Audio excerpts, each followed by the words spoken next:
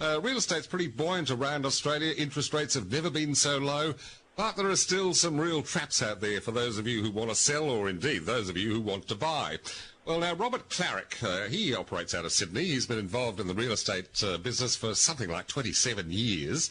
And now, with his wife, he's a consumer advocate, looking after people's views and ideas and helping people out. And he's come up with a wonderful little paperback called Secrets of the Property Expert, Your Real Estate Survival Guide. Fabulous little book. Robert's joined us on the line today. Hi, Robert. How are you? G'day, Pat. Thank you for having me on your show. You're more than welcome. Now, I love this little book. I've read it a couple of times, and I want to talk about it very shortly, but there is one question that I wanted to pose to you before we get going into that.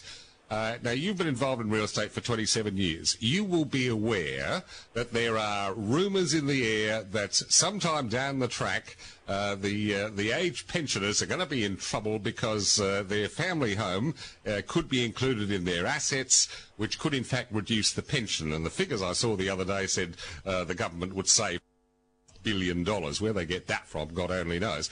But I've been talking to a few pensioners, and I said to them, look, if this happens, what do you do? And they said, oh, well, we'll simply sell up and downgrade and put the cash in the bank. They're asset-rich, cash-strapped at the moment. Now, if like-minded Australians who are pensioners, and bearing in mind there are 2.5 million pensioners on the age pension, if like-minded pensioners across Australia decided to do the same thing at the same time, what would that do to the real estate market in this country?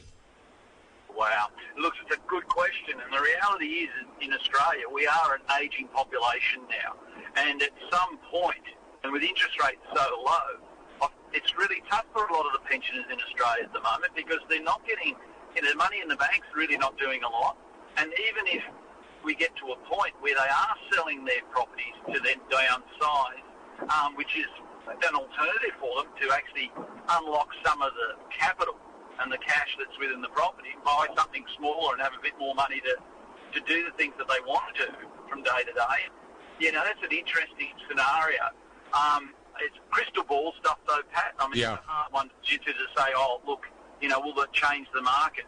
But what we're finding too is that generally it doesn't matter whether it's Perth, whether it's Sydney, whether it's Melbourne or Brisbane, and all the other capital cities in Australia. The reality is that people are now downsizing from a bigger property into apartments, and that's where you're seeing in the major capitals a lot of concentration of high-rise apartments really close to the city and the infrastructure.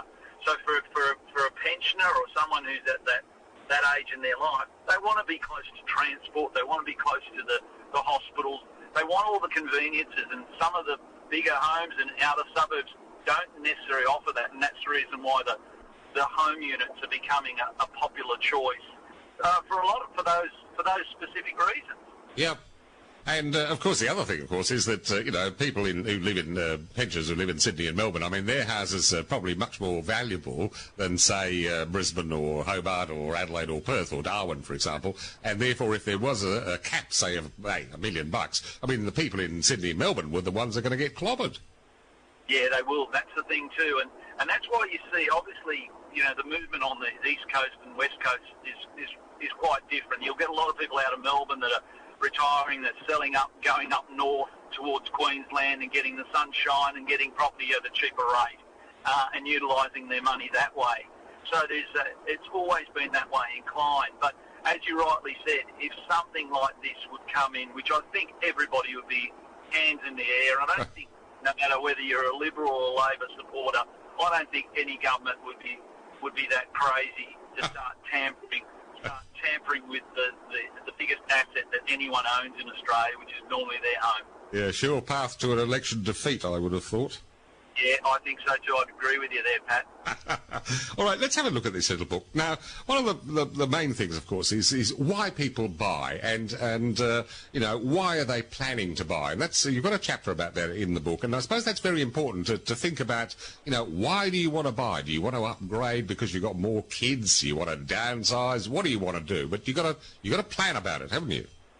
Yeah, you've got to plan, and I've said that in the book with the Secrets of the Property Expert. I've said that in numerous times throughout there. You've got to have a plan. There's no reason.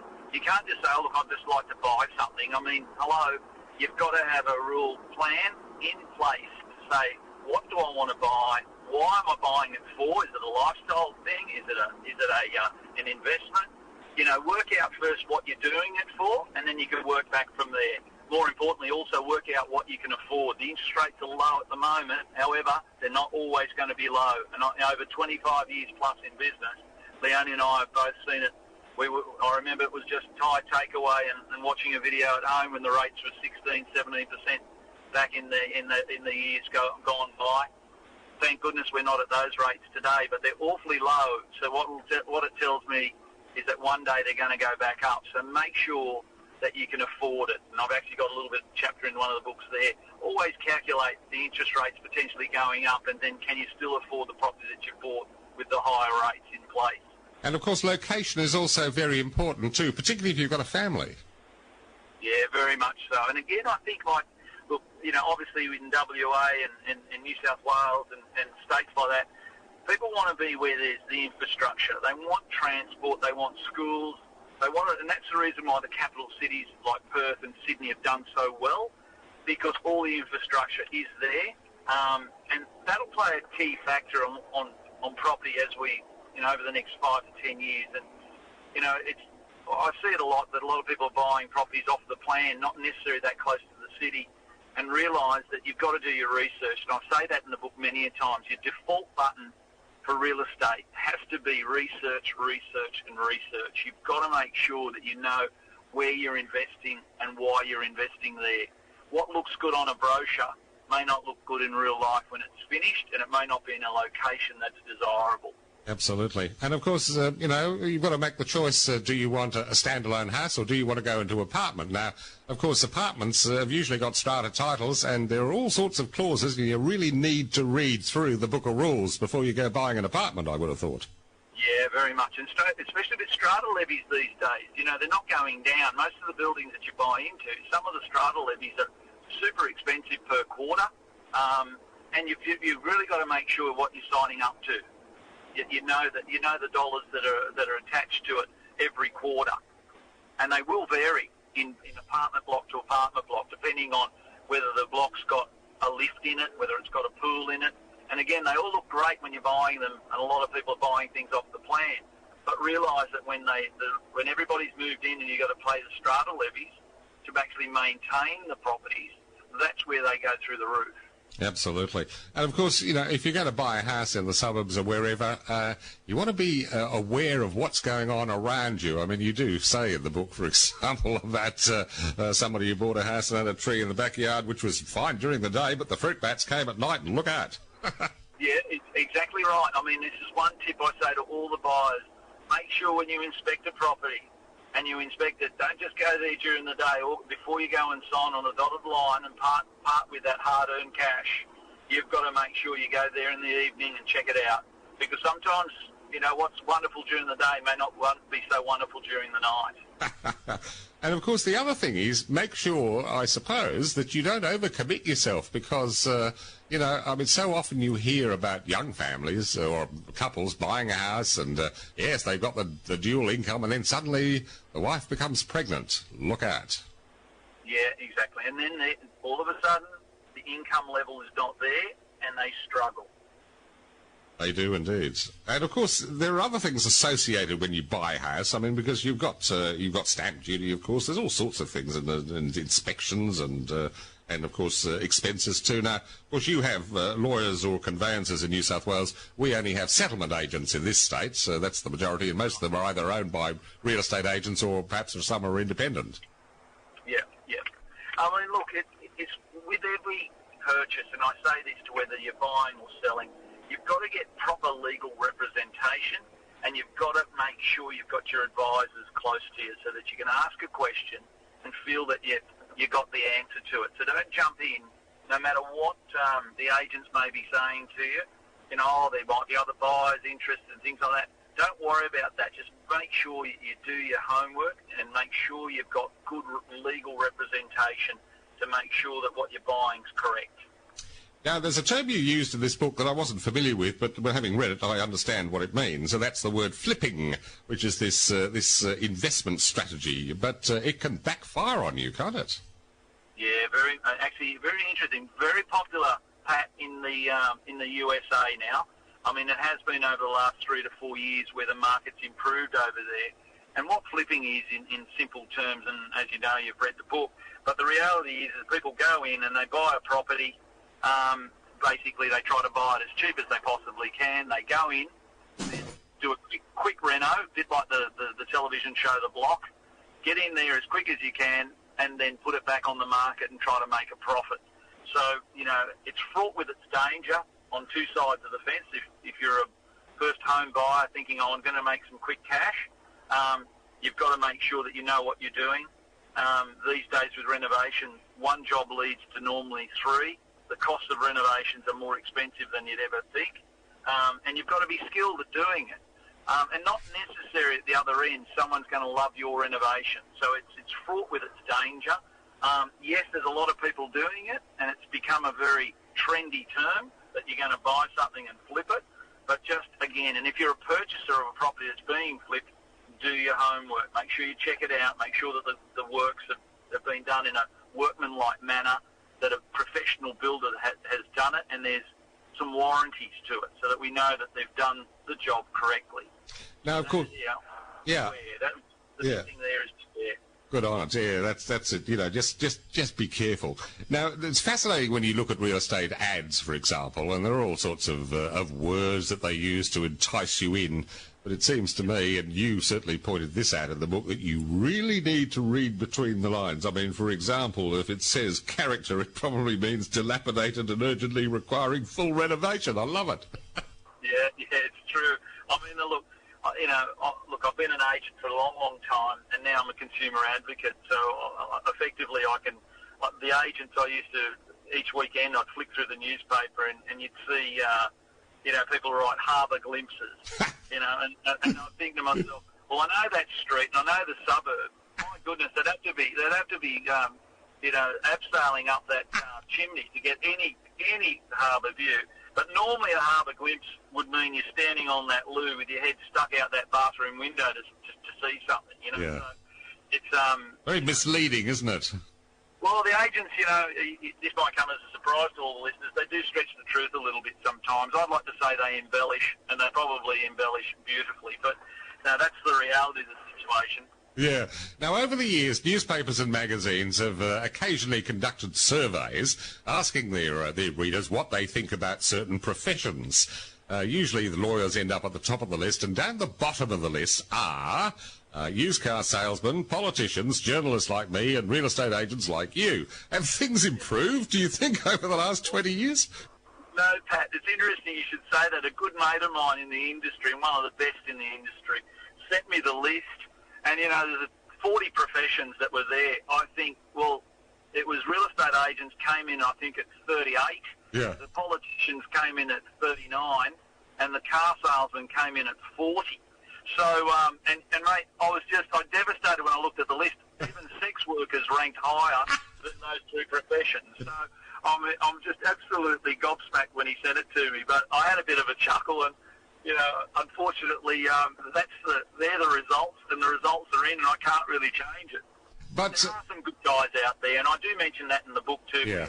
You've got to understand in real estate, most of the consumers, whether you're buying or selling, there is an 80-20 rule, I call it. 80% of the industry in real estate just make up the numbers. They're pretty average in terms of agents. 20% of the agents are exceptional, and they're very good, and they do most of the business in all the key areas. So what I suggest to anyone buying or selling, obviously get the book, Secrets of the Property Expert. It's going to give you the tips there. But more importantly, go online, go onto websites like realestate.com and Domain. Check out who's doing the business in your local area. Ask your friends and your family, who have you dealt with in the local area, which agent would you trust? And, if you had to line them up and there's 10 of them there, 8 of them will probably be ordinary and 2 of them will be exceptional. So you've got to really stay close to the guys that are very good at what they do. And as I said, I know a lot of people in this industry, a lot of good agents over the time, but unfortunately there's a lot of people now in the business to try to make a quick dollar, and unfortunately that's always been the case in 25 years. They come and they go. Indeed they do. But of course the profession's also attracted a very large number of women in recent years too, hasn't it? Yeah, very much so. And some of them are very good, and some of them are not so good. So, but with the ladies, they've found a niche market in real estate because, let's face it, most of the ladies know what they want, and a lot of the ladies, are the primary carer of the kids at home.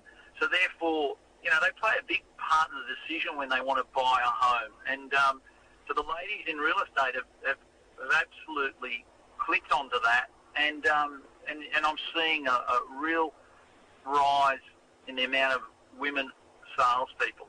Mm. I think it's good. And the majority that I know are very good. So. Excellent. All right. Now, one of the things, of course, you did touch on here is bidding at auctions. Now, we tend not to have that many auctions in Western Australia. I know you have a lot over there, but we tend not to have them here. But there's a strategy there, isn't it? So out there, be up front and let them know you're there. Yeah, there is. And, it's amazing how many people go to auctions. And obviously, Sydney and Melbourne, the markets have always been driven towards auctions. And even last Saturday, close enough to 1,000 auctions that were just in Sydney alone, and Melbourne not too far behind us. And I've noticed WA have never been sort of really auction orientated, but I think that may change in the next few years because of the popularity of them. And television shows like The Block and things like that, where they finish it and then they auction it off. It's becoming certainly the flavour of the month in selling real estate. But yeah, the tips in the book are so important too. So many people rock up to an auction and just follow the crowd. Well, these days you've got to assert yourself. It'd be like walking into a boxing match with Muhammad Ali, and unless you got your strategy, unless you got your boxing gloves on and you're prepared for it, well, you're going to lose. So be prepared. That's another one. That's very much be prepared and have a bit of a strategy in place. Absolutely. You need to buy it. Yeah, so if you're a buyer, there are plenty of rules there, and you've got a list of them. Make sure you know what you want, how much you're prepared to buy, where you want to go, and research is the name of the game. Yeah, and look, with the book there's something in it for everybody, and especially if you're looking at buying or selling, but most importantly, it gives you a few tips on how to negotiate, because the reality is that you're going to deal with agents, and you're going to need to know how to deal with them. They deal in real estate every day of the week, and most home buyers and home sellers only do it a couple of times in a lifetime. So you need to be prepared. The book gives you that. It gives you that emotional and financial edge that no other book has been able to do. So, and look, it's available on obviously through our website, thepropertyexpert.com.au, and all good bookstores in Australia as well. So. Oh, excellent. Yeah, I was going to ask you about that. All right, from buying to selling. Now, just from time to time, we see the odd private sale, but that is fraught with disaster. Yeah, the private sale. Look, someone said to me, and a very good client of mine said, Robert, I've got the best home in the area. I'll just sell it myself. And I said, yeah, you probably could, but understand that people are really comfortable about buying a car privately and probably a boat privately. Would they part with $1 million plus for a home privately? And the answer to that question is always no. There's never been someone that says, yeah, look, I'm comfortable at that. It is the biggest asset anybody will ever probably purchase or sell, and people don't feel comfortable dealing directly with the owner. It normally is there's always a thought process that, why is the owner selling it privately? Yep. Is he hiding something? Does he not get on with the neighbours? Nobody ever looks at it from a positive perspective. And of course, you have to have a strategy if you're going to sell as well. Just as you do when you buy, a strategy to sell is very, very important, isn't it? Particularly when deciding who it is going to represent you in terms of real estate agencies. Correct. And I'm a great believer that, I said this to a very good client of mine recently. I said, well, would you do your own open heart surgery? He just looked at me and I said, well, that's exactly what you're asking me. I said, get a professional in there that knows what he's doing. I said, because literally what you've asked me is exactly that. This is massive, and what you're about to embark on is no easy operation. Make sure that you just get the right people. Always get at least 3 market appraisals in terms of 3, respected agents in the area, and ask them to put it in writing as to their recommendations and what they perceive the property to be worth, and how they would go about it in getting the right result for you. So again, like get 3 quotes, and I suggest that in all cases. Now, what about commission rates? Are they negotiable? Yeah, very much so. It's interesting in terms of the market. As the market's become very buoyant, and as you've seen it over in WA as well as New South Wales, and they are negotiable, and the agents these days are extremely negotiable to get the business. But be very careful about getting the agent that tells you the cheapest fee and gives you the highest opinion of value for your home. What that normally ends up is in disaster. So therefore, it's an old way of getting the business, and these days you can keep the agents honest by getting at least 3 to 4 market appraisals. The good agents will give you comparables about what's been sold in your street, what's been sold recently, so the figures shouldn't vary too much. I had one recently in Sydney where, all of a sudden it was valued at $1 million. 2 agents said $1 million to 1.1, and the one agent came in at 1.5 million and said, and his commission rate was 1.5%, and everybody else was at 2%.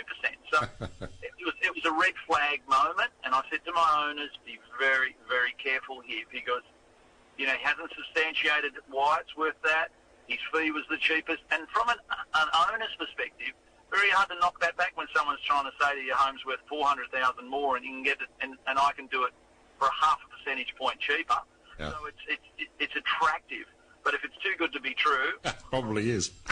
Yeah, exactly. It's the old adage. And of course, the thing is that if you're going to sell a house, then the first appearances are very important. When a client comes to a house, it's the first appearance. It's how the house looks, how the garden looks. That's the first thing they look for. Yep. I've got a quote there in the book. Have you ever seen a dirty Mercedes-Benz showroom? I've never seen one. No.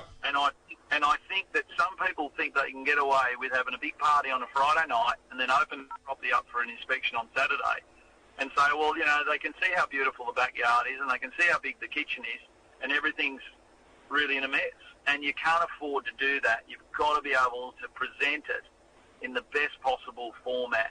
It's got to be pristine. It's got to be ready to go. And don't show anybody until it is.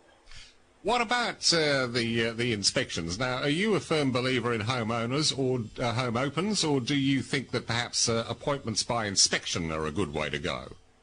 Yeah, look, it's always been an argument over the last 25 years, but I'm a great believer that the open for inspection allows families, if they're selling, to know that they've got to get the house ready for that Wednesday and that Saturday inspection for the half hour or the hour, and then they can go on with living in the environment without the restrictions, and it gives an opportunity for buyers to come through at certain times, and it gives you some structure to a sale, because it's always very hard from an owner's perspective if they're on the market and they've been on the market for 4 or 6 weeks, and and the agent rings and says, look, I'll be there in 20 minutes. I mean, you can't present your home that way.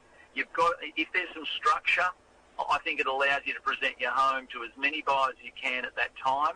I always suggest that the agency should have at least 2 people at the venue when they're opening for inspection. So it just gives some strength and from a security perspective as well. These days, people are often wary about that. But in 25 years, touch wood, I've never had an issue of one of my properties that someone's come through and stolen something. I mean, it's just.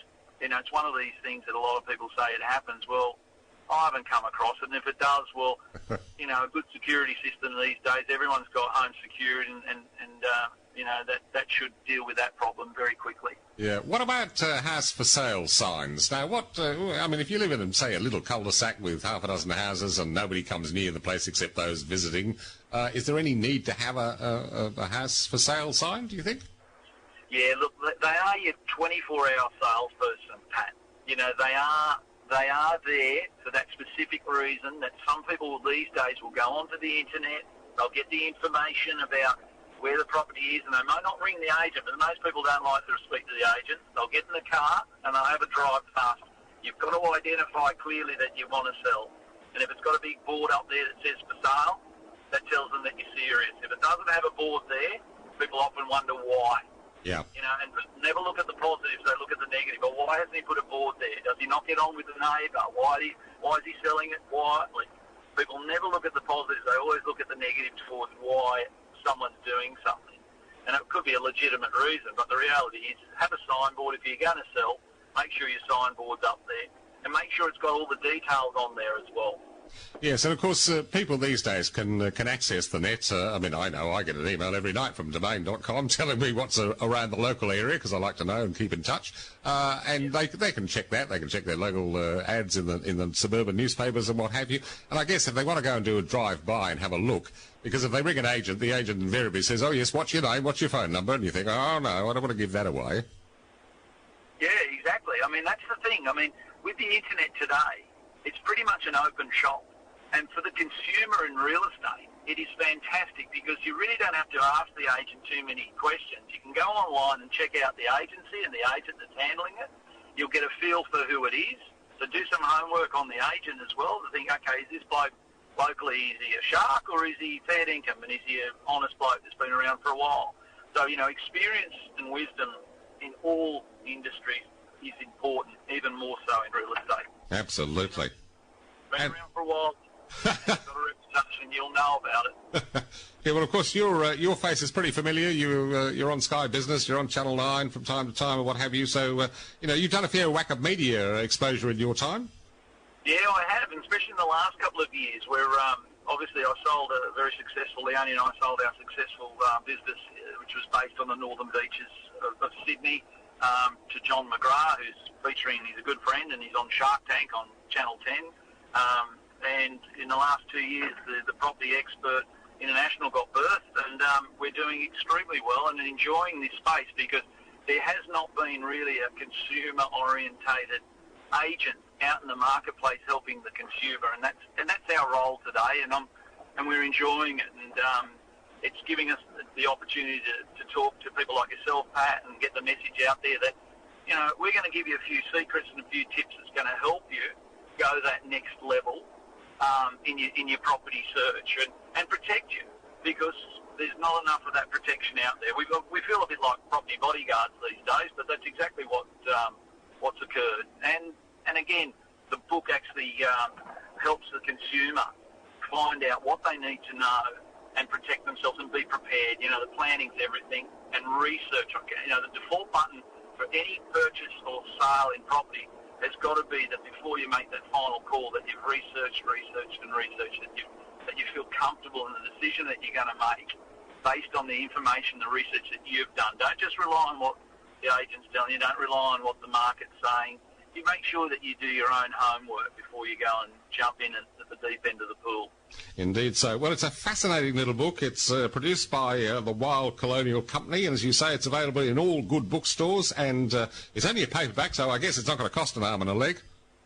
No, it's actually, I've made it accessible to everyone, mate. It's a $20 note, $19.99 gets the book in any of the bookstores. If you want to go online and order it through our company, which is thepropertyexpert.com.au, please do, and just send an email. If you've got any questions in real estate you're not sure about, by all means, send it through. Don't expect that I'm going to get back to you in a day, because at the moment I'm a bit overwhelmed by the support and the way the book's gone.